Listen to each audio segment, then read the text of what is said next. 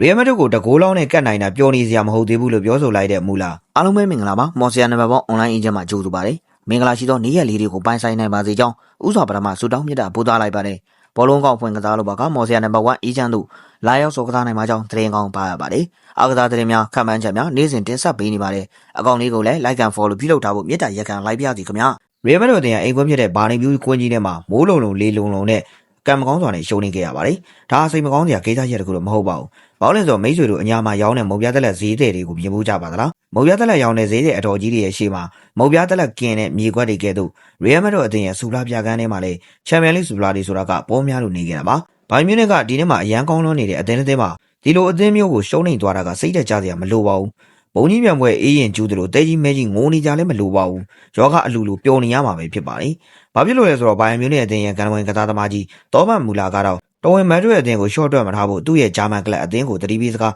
ပြောဆိုထားခဲ့လို့လည်းဖြစ်ပါတယ်။လူဝစ်ဒီယန်နဲ့ဟယ်ရီကိန်းကိုလည်းကျေးဇူးတင်ပါတယ်။ဒါပေမဲ့သူတို့ရဲ့ကွင်းမှာတကိုးတည်းကတ်နိုင်ခဲ့တာကိုတတိပီးပါ။ဘာစီလိုနာကိုတီးသလိုဂိုးပြတ်နဲ့တီးထားတာမဟုတ်ပါဘူး။ Real Madrid အသင်းပေါ်တကိုးတည်းတင်သွင်းထားနိုင်ခဲ့တာပါ။ကျွန်တော်ချစ်တဲ့ကလပ်အနေနဲ့အများကြီးပျော်နေသေးလို့မရပါဘူး။စာနာမစောပါနဲ့။ဒုတိယကြောင့်မှကျွန်တော်တို့အိမ်ကွင်းမှာကစားရမှာမို့အားသာချက်တစ်ခုပါ။ဒါပေမဲ့မပေါ်စားပါနဲ့သူတို့အသင်းက Champions League 15လုံးရရှိထားခဲ့တဲ့ Real Madrid အသင်းမှာဘာစီလိုနာမဟုတ်ပါဘူးဆိုပြီးတောမန်မူလာကပြောဆိုသွားခဲ့တာလည်းဖြစ်ပါတယ်ဟုတ်ကဲ့ပါခင်ဗျာဒီနေ့ဗီဒီယိုလေးကတော့ဒီလောက်ပါပဲနောက်နေ့ဒီမှာလည်းအားကစားနဲ့သက်ဆိုင်တဲ့အကြောင်းအရာတွေကို discuss ပေးသွားမှာဖြစ်တဲ့ကြောင့်ကျွန်တော်တို့ရဲ့ channel လေးကို like and follow ပြုလုပ်ခဲ့ကြဖို့တောင်းဆိုချင်ပါတယ်